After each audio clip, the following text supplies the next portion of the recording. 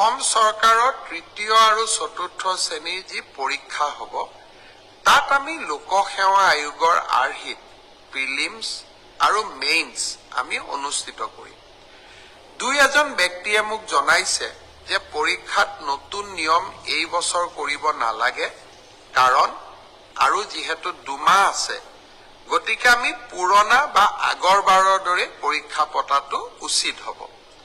আমাৰ চৰকাৰখনে সদায় ৰাইজৰ কথা শুনিবৰ বাবে চেষ্টা কৰে, কাৰণ আমি বিশ্বাস কৰোঁ লাও যেনেকে পাতৰ তলত থাকে, চৰকাৰো ৰাইজৰ তলত থাকে, ৰাইজৰ ঊৰ্ধত নহয়। যিসকলে মোক এই পৰামৰ্শটো দিছিল, দুই এজনে অলপ গালিগালাজো কৰিছে আৰু কিছুমানে ভালকৈ পৰামৰ্শটো দিছে। গালিগালাজ কৰা সকলকো মোৰ মৰম জনাইছো আৰু ভালকৈ কোৱা সকলকো মোৰ সন্মান জনাইছো।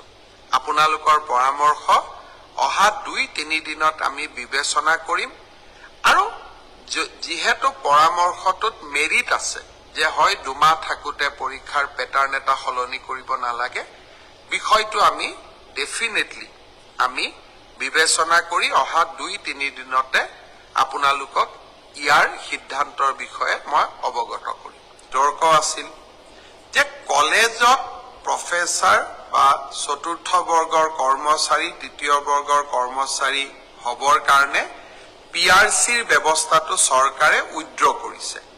কিছুমানে ৰাতিপুৱাই মই বাতৰি কাকতত সমালোচনা দেখা পাইছিলোঁ।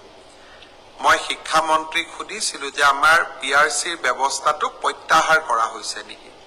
শিক্ষামন্ত্ৰীয়ে মোক কৈছিল যে গুৱাহাটী উচ্চ ন্যায়ালয়ে PRCৰ ব্যৱস্থাটো আইনী ব্যৱস্থা বুলি নামানে কাৰণে এই ব্যৱস্থাটো প্ৰত্যাহাৰ কৰিছিলোঁ। কিন্তু তাৰ পৰিৱৰ্তে আমি এটা ডাঙৰ সেফগাৰ্ড দিছিলোঁ যে অসমত যদি কোনোবাই চাকৰি কৰিব খোজে, তেওঁ অসমীয়া, বড়ো বা বৰাক উপত্যকাত চাকৰি কৰিব খুজিলে বঙালী, হিন্দী ভাষা জানিব লাগিব। অৰ্থাৎ লোকেল লেংগুৱেজ নাজানিলে আমাৰ অসমৰ মহাবিদ্যালয় হওক, চৰকাৰী কাৰ্যালয়তে হওক, কোনেও চাকৰি কৰিব নোৱাৰে।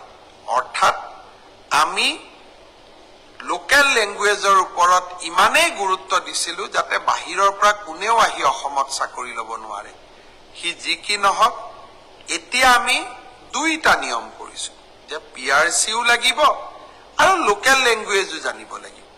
মই ভাবোঁ যে অসমৰ প্ৰতিটো পোষ্ট, প্ৰতিটো চাকৰি আমি অসমৰ স্থায়ী বাসিন্দা, PRC ডক্টৰ মনমোহন সিঙৰো আছে, কিন্তু প্ৰকৃত স্থায়ী বাসিন্দাই যাতে চৰকাৰী চাকৰি পায় তাৰ বাবে আমাৰ প্ৰচেষ্টা অব্যাহত থাকিব।